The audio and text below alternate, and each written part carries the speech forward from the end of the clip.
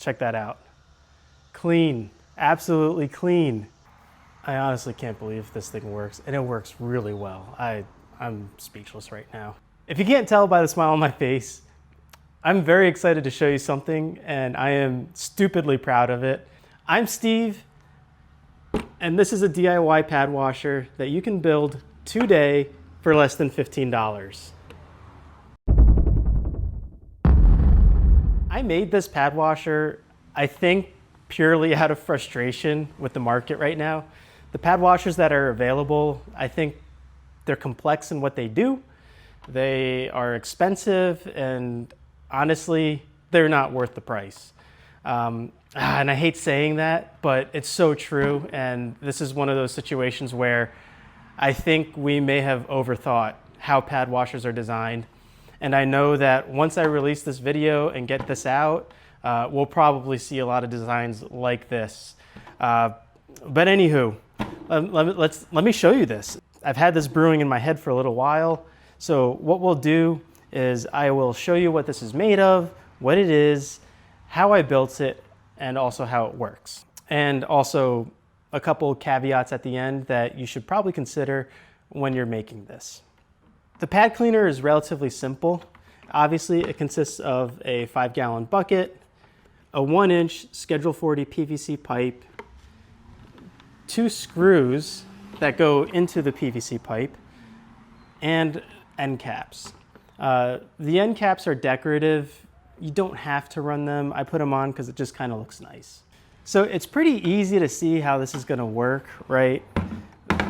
We put your bucket down, get your polisher, you rest it on the rod, and you run your polisher until everything has come out. The reason we have 2 screws on each end of the rod, that's to keep the rod from shooting out. It's what locks it into place. That's about it.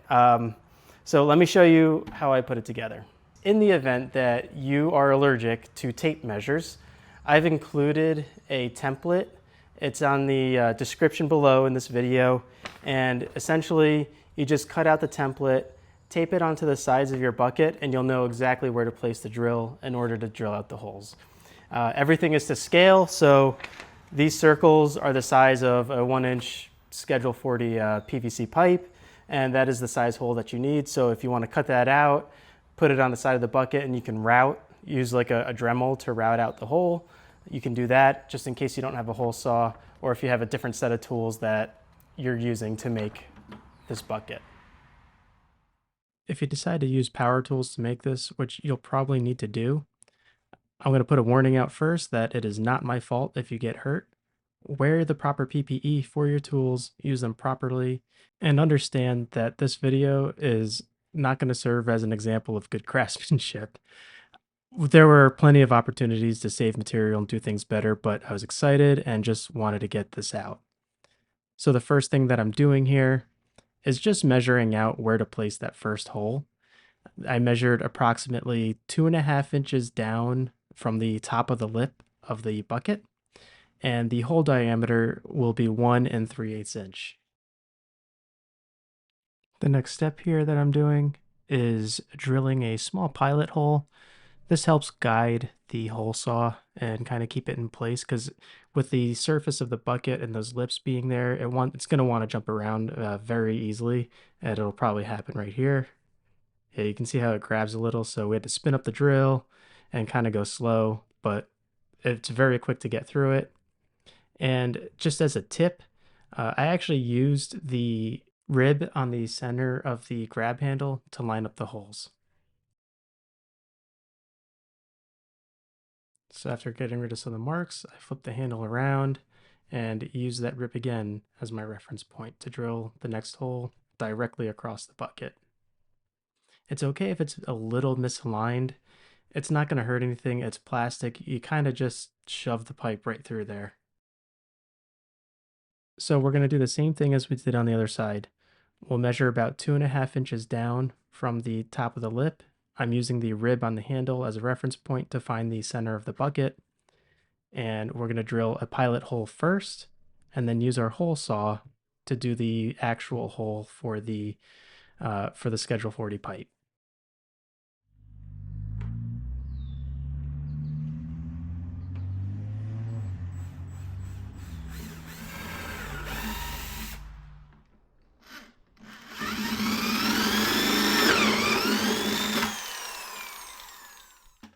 At this point, the hard work's done. You've drilled your 2 holes, and now you can actually slip the PVC pipe through there, make sure it's lined up. I would suggest that you take a moment and just kind of clean off some of the burrs that can accumulate on the bores that you put in there. But otherwise, we're at the point now where we just need to put in a couple of screws and lop off the excess material. For the screws, I used 1 inch long number 10 screws. You can see me pre-drilling my holes here so that when we put the screw through, it doesn't want to walk around. You want to use a screw that's just a little bit longer because remember, we're going to have some of the screw hanging out of the hole. And this is to prevent the pipe from wanting to walk away from you while you have the polisher on there. It's a lot of vibration, so we want to make sure that that pipe stays in place.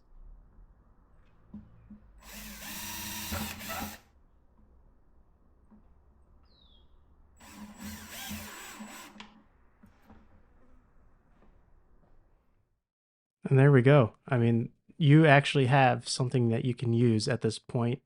I would recommend trimming off the excess material. It's just less of a tripping hazard, less bulky, but if you wanted to go ahead and start using it now and trying it out, you absolutely could.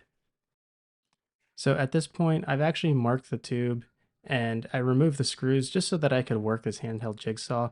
But like I said, this is all just trying to clean up for the final product.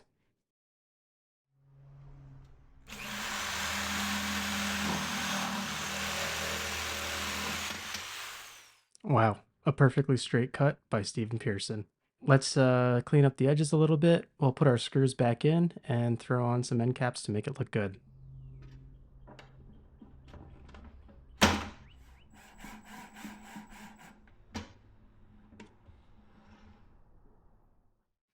Well, if that isn't absolute precision, I don't know what is. You can see how far out I leave the screws. Don't be afraid to leave them out like that. As long as you have good thread engagement, you don't want them super close to the pipe because it could force its way through the hole that you drilled. So just leave them out a little bit and you'll be good to go. And that's it. We are done. It's as simple as that. So let me go ahead and show you how to use this. I'm going to walk you through how this works. What we'll do is we will polish my beloved detailing cart. That part doesn't really matter. I just want to show you what it looks like when you have polish on the pad and how it comes off in the pad washer. So let's go ahead and do that. We're going to take our polisher and we're going to apply, we'll do kind of a generous amount of polish just so that we know that we are cleaning the pad. So here we go, there's our polish, and let's go ahead and run this. I'm going to try not to let it walk away from me.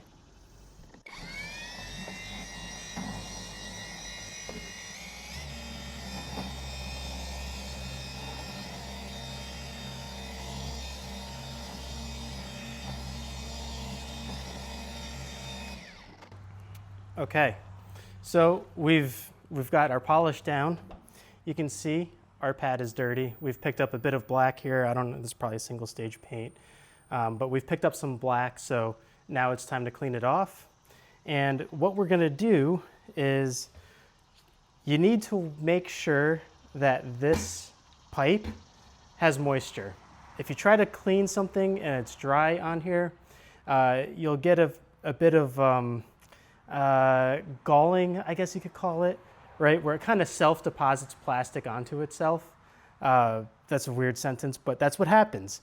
And this does get hot. It doesn't dissipate heat very well. So we're gonna wanna use light pressure and we want some moisture. We don't need to go crazy with the water or whatever you use to spray into your pad, but you do need something here. So what I've got here is basically just water mixed in with a little bit of microfiber cleaner at 1 to 10. Another solution that you can use straight distilled water to do this. You can use an APC, very, very light on the APC. You can use rinseless. So take whatever you like to use to clean your pads, put it into a spray bottle, and let's go ahead. So what we'll do is we'll put a few sprays in. and kind of let it work itself in. You can massage it a little, do whatever you need to do, but it does need just a second to work, right? And once we've got it kind of worked in and settled in there, we place the polisher onto the rod or onto the pipe. You don't need to put any pressure down, and you can kind of run the pad up and down the pipe a little just to help keep temperatures down. But in general, you just let it rest on there and run it at speed 6, right? So we'll turn it up to speed 6, start off a little slow to get that initial sling, and then, continue with cleaning. So here we go. And you want to hold on to the bucket with a hand or your foot or whatever it is, because it's going to want to walk away and vibrate.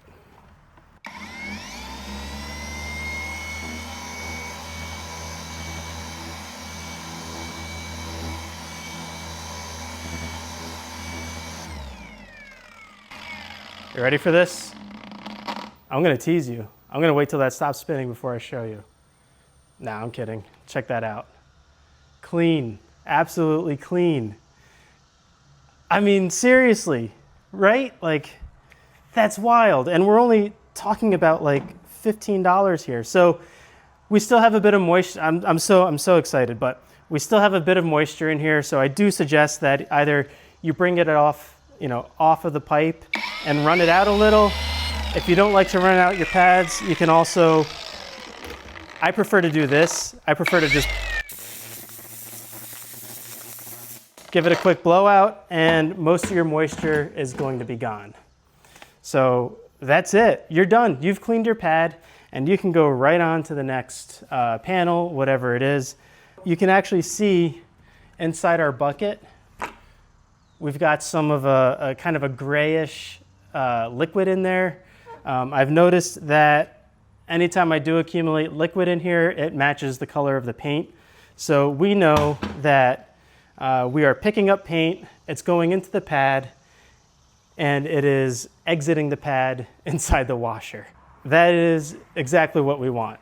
So when it comes to cleaning the pad washer, very simple. You just grab a hose and hose it out, right? Very simple. You hose it out, dump out the excess, let it air dry, and you're ready to go. Now, I am getting progressively sweatier because it's like 90 degrees in Pennsylvania right now at 70% humidity. So let's go inside in the air conditioning, and we'll talk a little bit more about the design of this little pad washer here. As you can see, I'm not in air conditioning, but I am at the beach. We had a bit of a road trip between the last take and the conclusion of this video, but I do have the pad washer with me here. The way the pad washer works, I think there's 3 main actions that we're seeing. We have kind of a squeegeeing effect, right? With the weight of the polisher, and as it spins, you're kind of squeegeeing out water. You have a bit of surface agitation from the pipe itself against the pad, and then you also have some force, some G-force essentially, right? Of the actual spinning that whips the water to the outside of the bucket. Again, heat. You have to be careful with this. It is very easy to overheat a pad on here. It does not dissipate heat. So use light pressure, but run your machine fast enough to make sure that the moisture is evacuated. The other thing you're going to want to look out for is when you buy the PVC pipe, there's going to be a layer of crud on the outside of the pipe. So what I recommend is that you bring this home, build it, and then go ahead, grab a junk pad and some cutting compound and polish the PVC pipe to the point where it's shiny and the painted lettering has started to fade away. You want to get it nice and clean. That'll help reduce the amount of buildup that you see on the actual pipe itself. Yeah, so polish your pipe. In terms of cost, I came in at $13 for the bucket, hardware, the pipe, and the end caps. If you already have a bucket, you're automatically underneath $10. If you have these materials on hand already, it's free. How much better can you get, right? If it's free and works better than it basically, in my opinion, just about everything else on the market, why not go for it and make one yourself? When I think about my channel, my job is to empower you as a detailer and help you succeed. So I hope you enjoyed this. I would love to see what you create. Leave some feedback in the comments. By no means is this a perfect design. I have like 2 or 3 more versions in my head already. So I'd be really interested to see what you have to say too. Other than that, we'll see you on the next one. Basically the issue here. Polish your pipe. That's a good one.